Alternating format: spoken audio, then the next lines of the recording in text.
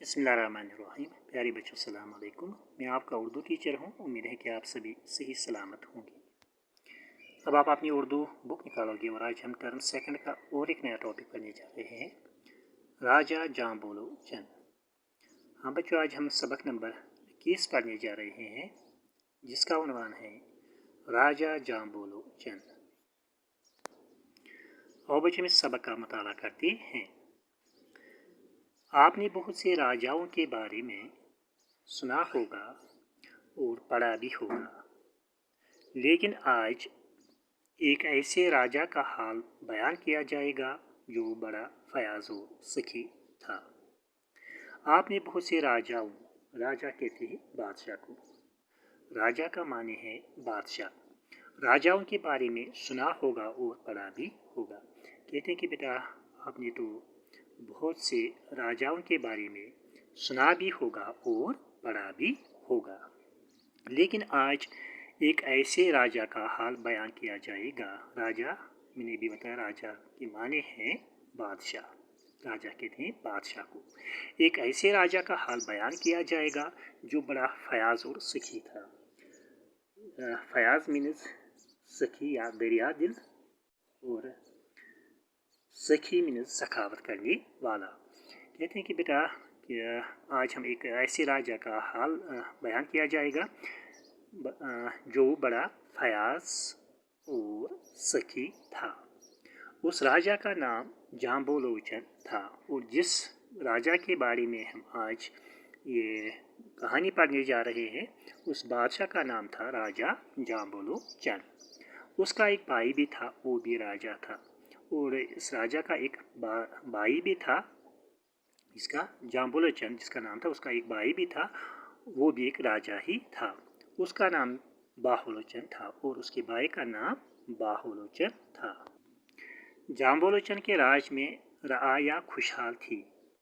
राया means महकूम लोग और खुशहाल मीन्स मालदार या अमीर। कहते हैं कि बेटा जो जाम्बोलोचन था, बादशाह था, इसके राज में जो लोग थे वो बहुत ही खुशहाल और वो बहुत ही मालदार और अमीर थे।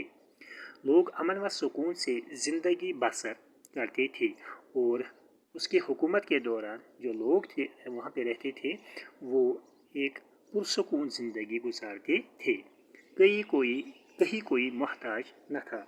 मोहताज मीन्स ज़रूरतमंद या गरीब, और उसकी हुकूमत में कोई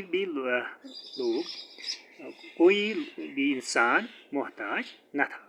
अनाज की कमी न थी।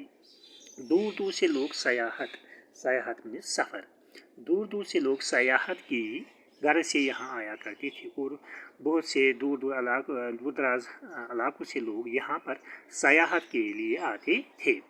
राजा के दरबार में हर शख्स को जाने की इजाज़त थी, और इस राजा के दरबार में जो भी शख्स जाना चाहता था उसको जाने की इजाज़त होती थी। वो खुद भी हर एक की फरियाद सुनने के लिए हमा वक्त तैयार रहता था। हमा वक्त मीन्स हर वक्त। कहते कि बेटा वो खुद भी कौन, राजा जाम्बोलोचन खुद भी हर एक इंसान की फरियाद सुनने के लिए हर वक्त तैयार रहता था। राजा ने ऐलान कर रखा था कि कोई सरकारी एहलकार किसी के साथ सख्ती से पेश न आए, और राजा ने अपने दरबार में ऐलान करके रखा था कि कोई भी सरकारी एहलकार किसी भी फर्द से सख्ती से पेश न आए। राजा की इस हुक्म की सभी तामील करते थे। यहाँ पे एक लफ्ज़ है तामील करना मीन्स हुक्म बजा लाना। राजा के इस हुक्म की सभी तामील करते थे, और सभी लोग राजा के इस हुक्म की तामील करते थे, यानी कि इसका हुक्म बजा लाते थे। राजा जाम्बोलोचन को अदब से बड़ा शगुफ था। अदब जिसको हम कहते हैं लिटरेचर, शगुफ मीन्स बेहद मोहब्बत। राजा जाम्बोलोचन को अदब से बड़ा शगुफ था। कहने कि जो राजा जाम्बोलोचन था इसको अदब का बहुत ही शौक था। उसने अपने दरबार में मुतअद्दिद मीन्स कहीं या बहुत से, उसने अपने दरबार में मुतअद्दिद अदीब व शायर जमा किए थे, और इस राजा ने अपने दरबार में बहुत सारी अदीबों और शायरों को जमा किया था। राजा ने अपने दरबार में कई किस्सा गो भी रखे थे। قصہ گو मीन्स कहानी सुनाने वाला, قصہ गो कहते हैं कहानी सुनाने वाले को قصہ गो कहते थे. और इस राजा ने क्या किया था, इसने अपने दरबार में बहुत सारे किस्सा गो भी रखे थे. वो इन सब से अच्छी अच्छी बातें, किस्से, कहानियाँ सुनता और खुश होता था. और जो ये राजा था, राजा जाम्बलोचन, इन किस्सा गो से, इन सब से बहुत अच्छी अच्छी बातें, किस्से, कहानियाँ सुनता था और सुनने के बाद ये कहानियाँ सुनने के बाद ये खुश होता था. वो कभी कभी इन अदीबों और शायरों को इनाम व इकराम से भी नवाजता. और ये राजा क्या करता था, ये बीच बीच में कभी इन अदीबों और शायरों को इनाम भी दे देता था. दरबार में अक्सर शायर व अदब की महफिलें मुनक़िद करना मीन्स कायम करना. दरबार में अक्सर शायर व अदब की महफिलें मुनक़िद होती, जिनका हाल मुखबिरों के ज़रिए लोगों तक पहुँचाया जाता. इस राजा के कई किस्से मशहूर थे, जिनका अक्सर लोग जिक्र करते थे. कहते हैं बेटा जो ये राजा था, इसके बहुत सारे किस्से मशहूर थे और जिनका लोग अक्सर जिक्र करते थे. ऐसा ही एक किस्सा कहते हैं कहानी को. किस्सा कहते हैं कहानी को. ऐसा ही एक किस्सा शिकार से मुतल्लिक है. कहते हैं कि बेटा जो ये राजा था, राजा जाम्बलोचन, इसके बहुत सारे किस्से मशहूर हैं और जिनका लोग अक्सर जिक्र करते रहते हैं. और एक ऐसा ही किस्सा शिकार से मुतल्लिक है. कहा जाता है कि राजा को शिकार का बहुत शौक था. जो राजा था, राजा जाम्बलोचन, इसको शिकार का बहुत शौक था. एक मरतबा वो अपने दरबारियों के साथ शिकार के लिए निकला. एक बार ये अपने दरबारियों के साथ कहाँ पर शिकार के लिए निकला. कई दिनों तक जंगल में घूमता रहा, ठीक, मगर उसे कोई शिकार न मिला. और बहुत से दिनों तक ये जंगल में घूमता रहा और कोई शिकार नहीं मिला. वो मायूस होकर एक टेले पर जा बैठा. टेला मीन्स मिट्टी का बड़ा पौधा या दूसरा मानी इसका है छोटी पहाड़ी. और वो बहुत मायूस हुआ और एक टेले पर बैठा. थोड़ी देर सस्ताने के बाद, यहाँ पे बेटा लफ्ज़ है सस्ताना मीन्स आराम लेना या ताज़ा दम होना. थोड़ी देर सस्ताने के बाद राजा फिर शिकार के लिए जा निकला. और थोड़ी देर उसने आराम किया और उस आराम करने के बाद वो फिर शिकार के लिए चल निकला. वो शिकार की तलाश में भटकते भटकते दूर पहाड़ियों की तरफ जा निकला. और वो इस शिकार की तलाश में बहुत दूर तक घूमा और वो पहाड़ियों की तरफ जा पहुंचा. अचानक उसे एक तालाब नज़र आया. जब वो बहुत दूर तक गया तो अचानक उसे रास्ते में एक तालाब दिखाई दिया. उसने तालाब के करीब जाकर देखा कि एक शेर और बकरी इकट्ठे तालाब से पानी पी रहे हैं. और उस तालाब में क्या देखता है, एक हैरानकुन बात उसने ये देखी कि एक जो दो जानवर शेर और बकरी, ये दोनों इकट्ठे एक ही तालाब से पानी पी रहे थे. ये मंजर देखकर राजा हैरान रह गया और सोचने लगा कि शेर जो बकरी को खा जाता है, कितने प्यार से बकरी के साथ पानी पी रहा है. तो उसने जब ये मंजर देखा तो ये मंजर देखकर वो हैरान हो गया और सोचने लगा जो शेर है ये बकरी को खा जाता है, लेकिन आज ये कितने प्यार से बकरी के साथ पानी पी रहा है.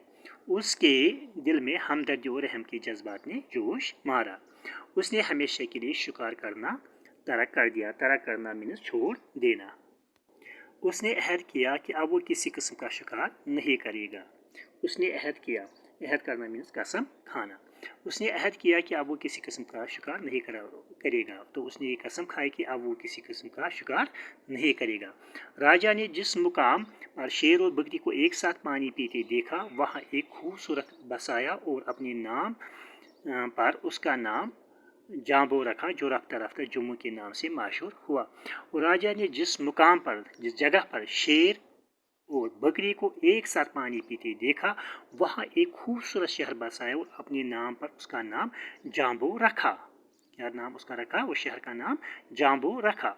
और जो रफ्ता रफ्ता जो आहिस्ता आहिस्ता जम्मू के नाम से मशहूर हुआ. राजा जाम्बलोचन ने इस शहर में कई मंदिर बनवाए. तो इस राजा ने इस शहर में बहुत सारी मंदिर बनवाए. उसी ज़माने से ये शहर मंदिरों का शहर कहलाने लगा. तो इसका नाम फिर पड़ गया मंदिरों का शहर. ابتدائی میں چھوٹا سا شہر تھا، آبادی کم تھی، بازار بھی کم تھی۔ تو پہلے میں چھوٹا سا ایک شہر تھا، وہاں پر آبادی بھی کم تھی اور بازار بھی بہت کم تھے۔ بچوں اب جموں شہر بہت پھیل چکا ہے، اب یہ جموں شہر جو ہے یہ بہت بڑا بن گیا ہے، یہ جموں شہر ہے بہت ہی پھیل چکا ہے۔ یہاں کی آبادی میں بہت اضافہ ہوا ہے اور یہاں کی آبادی میں بھی بہت اچھا اضافہ دیکھنے کو ملتا ہے۔ یہاں ہندو، مسلمان، سکھ، عیسائی سبھی مذاہب کے ماننے والے مل جل کر بڑے پیار سے رہتے ہیں، اور یہاں پر ہندو، مسلمان، سکھ، عیسائی سبھی مذاہب کے ماننے والے مل جل کر بڑے پیار سے رہتے ہیں۔